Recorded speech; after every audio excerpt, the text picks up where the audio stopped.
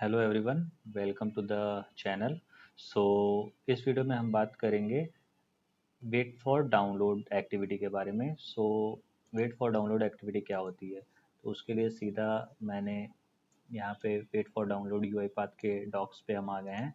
Wait for download basically हम कब use करते हैं, जब हमें ये नहीं पता होता है कि ये एक पर्टिकुलर फाइल को डाउनलोड करने में हमें कितना टाइम लगेगा या वो कितनी देर में डाउनलोड होगा। उस फाइल का नाम नाम जानने के लिए, और उसको हमें हार्ड कोड ना देना रहे, तो इस वजह से इस चीज़ से बचने के लिए हम वहाँ पे वेट फॉर डाउनलोड एक्टिविटी का यूज़ करते हैं। वेट फॉर डाउनलोड एक्टिविटी क्या होती है? एज यहाँ पे हम ऐसा देख सकते हैं कि it detects a file download initiated from any application and waits for the download to complete before any processing of the file is perform in the automation. So basically ये क्या करता है कि ये डिटेक्ट कर लेता है जैसे ही वो फाइल डाउनलोड होती है, ये डिटेक्ट कर लेता है और आपको वो फाइल का नाम और उसकी इंफॉर्मेशन दे देता है। तो इस चीज़ को समझने के लिए पहले हम सीधा एक हैंड्स ऑन प्रैक्टिस पे जाते हैं ताकि ये चीज़ें आसानी से समझ में आए। तो इसके लिए सीधा मैं यूआई पाथ के एक ब्लैंक प्रोसेस पे जाता हूँ। यहाँ पे मैंने एक ब्लैंक प्रोसेस क्रिएट किया है वेट फॉर डाउनलोड के नाम से, और मैंने यहाँ पे एक हम लेते हैं यूज़ एप्लीकेशन ब्राउज़र।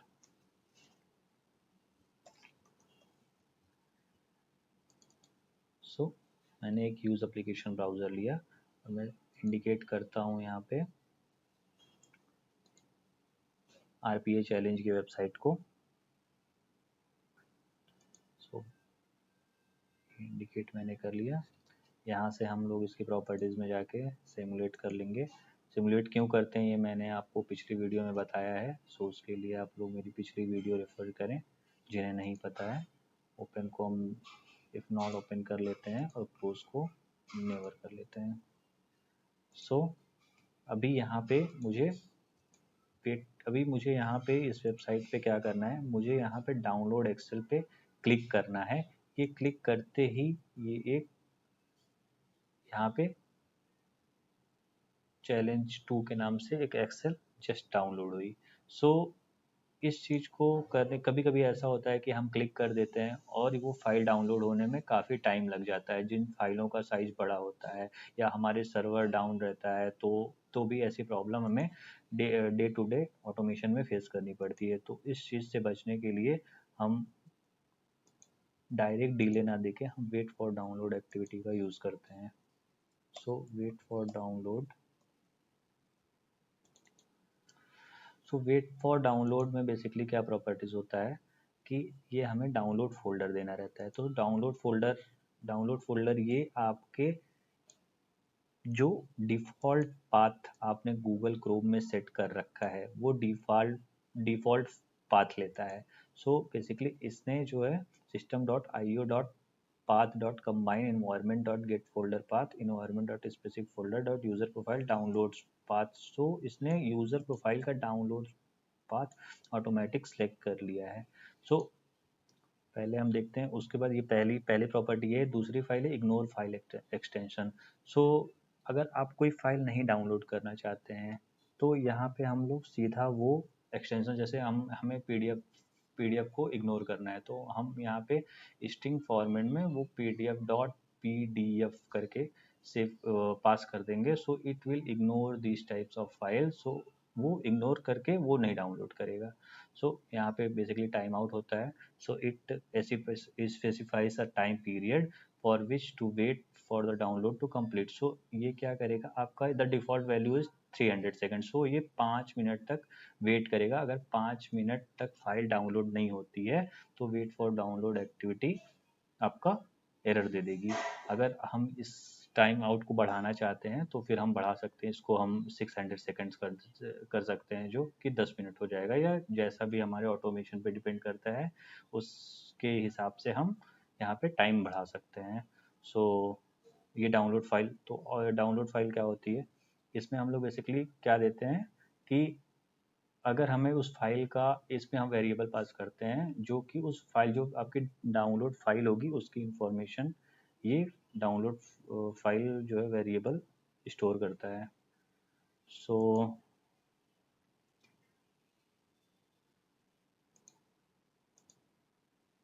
यहाँ पे हम एक क्लिक एक्टिविटी लेते हैं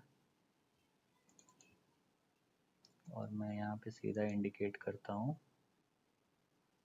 सो इसमें हम क्या इंडिकेट करते हैं, यहाँ पे डाउनलोड एक्सेल,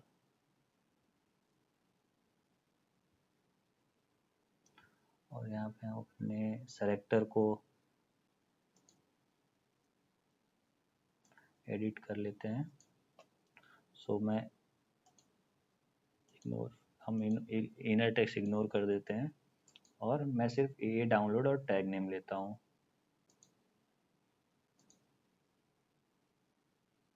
इसको भी हम सिमुलेट टाइप कर लेते हैं। सो ये पाथ इसे कहाँ, मॉनिटर फोल्डर का ये पाथ कहाँ से आता है, ये आपका डिफ़ॉल्ट पाथ लेता है। अगर पहले मैं ये करके दिखाता हूँ, उसके बाद कैसे पाथ चेंज करना है मैं वो भी आपको बताता हूँ। सो डाउनलोड फाइल में हम एक वेरिएबल पास कर देंगे, फाइल इन्फो।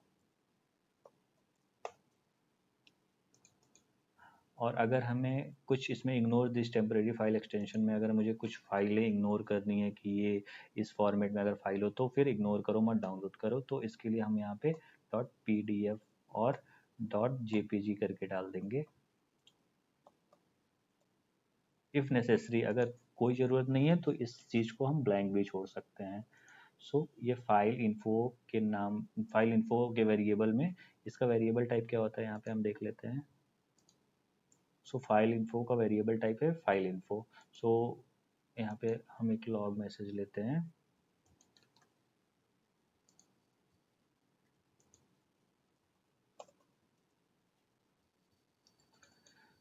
लॉग मैसेज इसलिए हम ले रहे हैं ताकि हम लोग उस फाइल का डिटेल जान सकें। File info dot full name.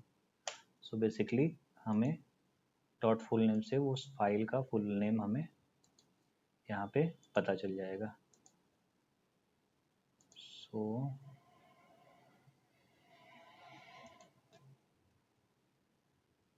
मैं यहाँ पे प्रोग्राम को रन करता हूँ, इफ़ नॉट ओपन, मैं इसको क्लोज करता हूँ।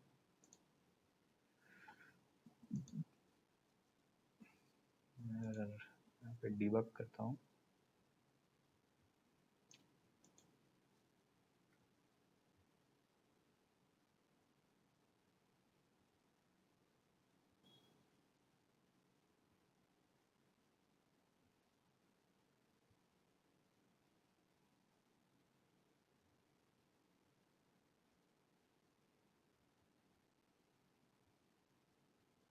आप देख सकते हैं उसने rphallenge.com के वेबसाइट को ओपन किया और डाउनलोड एक्सेल पे क्लिक किया और एक फ़ाइल डाउनलोड हो गई, और फाइल डाउनलोड होते ही प्रोसेस कंप्लीट हो गया।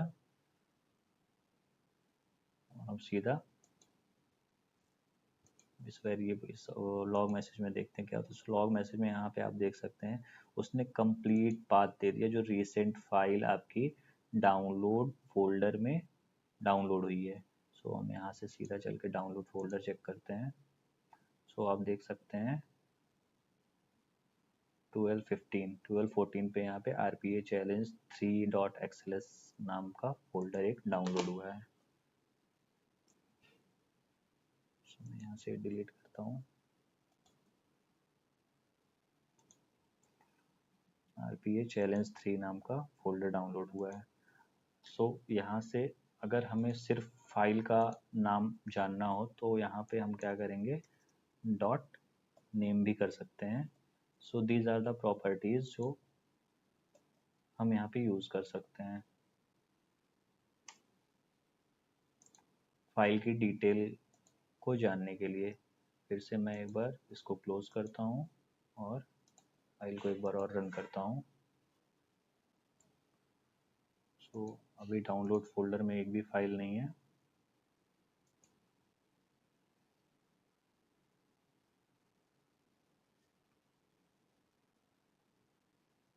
उसमें rphallenge.com की वेबसाइट ओपन हुई, डाउनलोड एक्सेल पे क्लिक किया और challenge.xlsx डाउनलोड हुआ। तो आप देख सकते हैं यहाँ पे डाउनलोडेड फाइल, और यहाँ पे सिर्फ पहले पिछले प्रोग्राम में हमें क्या फुल पाथ मिलता था, और यहाँ पे सिर्फ फाइल का नाम मिला है। सो अब हम देखते हैं यहाँ पे कि अच्छा, वेट फॉर डाउनलोड में हम उसी एक्टिविटी को पुट करते हैं जो एक्टिविटी परफॉर्म करने के तुरंत बाद से फाइल डाउनलोड इनिशियलाइज हो जाए। तो यहाँ पे अगर मुझे 2-4 क्लिक और भी रहते हैं, जैसे मुझे इस पे क्लिक करके या इस पे क्लिक करके यहाँ पे क्लिक करना रहता है, तो हम ये इस पे जो यहाँ पे क्लिक कर रहे हैं उसको वेट फॉर डाउनलोड के बाहर रखते हैं। सिर्फ वेट फॉर डाउनलोड के अंदर वही एक्टिविटी रखते हैं जिसके तुरंत बाद से डाउनलोड प्रोसेस स्टार्ट हो जाए। तो इस चीज़ को ध्यान में रख के आप लोग प्रोग्रामिंग करिएगा। सो अभी हमें पाथ चेंज करना हो, अगर हमें ये पाथ चेंज करना है तो कैसे, कुछ लोगों के पीसी में क्या होता है कि ये पाथ अलग होता है, या उनको रिक्वायरमेंट होती है कि ये पाथ हमारा अगर अलग हो तो हम क्या करेंगे। तो इस पाथ को अगर अलग है तो सिंपल वो यहाँ पे जाके सेटिंग में जाके या फिर डाउनलोड्स में जाके, अगर हमें यहाँ पे मेरा लोकेशन बाय डिफ़ॉल्ट सेट है सी यूज़र लेनोवो डाउनलोड्स के अंदर। सो अभी अगर मुझे ये चेंज करना है तो मैं यहाँ चेंज पे गया, और मुझे अगर डेस्कटॉप पे मुझे किसी फाइल जैसे न्यू फोल्डर 3 के अंदर मुझे सेट करना है अगर ये पाथ, तो मैं यहाँ पे ये फोल्डर सेलेक्ट कर दूंगा। तो यहाँ पे बाय डिफ़ॉल्ट ये चेंज होके C user Lenovo desktop new folder 3 हो गया। तो अभी मैं इसको क्लोज करता हूँ, और मैं यहाँ पे मॉनिटर फोल्डर में डायरेक्ट वो पाथ दे देता हूँ जो हमने बाय डिफ़ॉल्ट अभी जस्ट सेट किया। सो वो पाथ है आपका, सीधा हम डेस्कटॉप पे चलते हैं और इसका पाथ मैं दे देता हूँ। So copy as full path, और सीधा मैं इसको चेंज कर देता हूँ। मैंने यहाँ पे मॉनिटर फोल्डर में न्यू फोल्डर 3 का पाथ दे दिया। सो मैं ओके करता हूँ और चेक करते हैं पहले इस फोल्डर में कोई फाइल है या नहीं। सो इस फोल्डर में ये फाइल है, पहले मैं इसको डिलीट करता हूँ।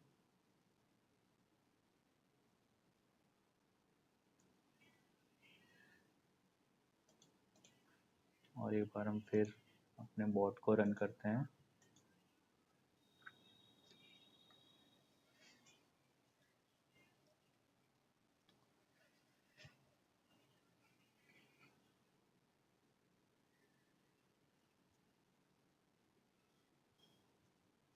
तो यहाँ पे इसने चैलेंज डॉट एक्सएस नाम की फ़ाइल डाउनलोड की और ये एग्ज़िट हो गया।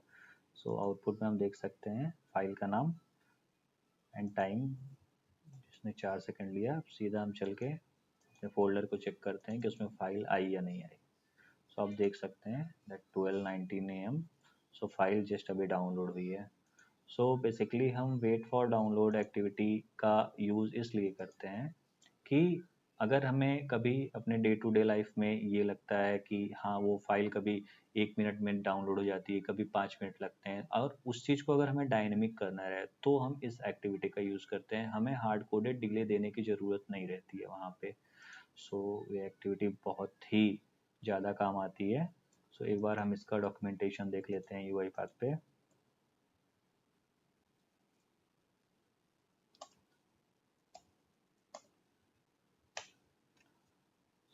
सो बेसिकली ये डॉक्यूमेंटेशन है यूआई पाथ ने जो प्रोवाइड किया है। सो मैंने आपको ये बता दिया था। सो यहाँ पे डाउनलोड्स फोल्डर में क्या है, ये the folder to watch for the download file to be saved by the target application. So मैंने ये भी चीज़ें एक्सप्लेन कर दी है कि डाउनलोड्स फोल्डर में हम वो पाथ सेट करते हैं जिसमें हमारी फाइल डाउनलोड होके जानी है। सो अगर ये यहाँ पे this is set as the user default download path, तो बाय डिफॉल्ट ये क्या लेता है, जो हमारा डाउनलोड पाथ डिफॉल्ट सेट रहता है वो लेता है। सो द टाइम आउट जो बेसिकली जो इसका time out default time out है वो 5 मिनट है 300 सेकेंड, इसको हम इंक्रीज या डिक्रीज भी कर सकते हैं as per our requirement. So ignore files मैंने एक्सप्लेन कर चुका हूँ। इग्नोर फाइल्स में वो चीज़ें स्पेसिफाई करते हैं जो फाइलें हमें डाउनलोड में नहीं रखनी होती हैं। So this basically supports only strings and string variables. So ये हो गया। And file resource the output, like as I already explained file info. So मैंने यहाँ पे जो फाइल इन्फो वेरिएबल बनाया था, so it will basically give us the information about the file. So ये सारी प्रॉपर्टी हैं। So yes, I think I have covered all the point. So ये आपका वेट फॉर डाउनलोड का फंक्शन था। सो इस वीडियो में इतना ही, नेक्स्ट वीडियो में हम मिलते हैं।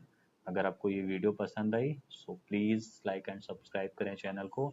मैं ऐसी ऐसी वीडियोस ताकि आगे भी बनाता रहूं, और इस चीज़ को मैं कोशिश करूंगा हिंदी में क्लियर करूं। जिन लोगों को इंग्लिश में थोड़ी प्रॉब्लम होती हैं, चीज़ें नहीं समझ में आती, उनको ये काफ़ी हेल्पफुल रहेगी ये video. So thank you and happy automation.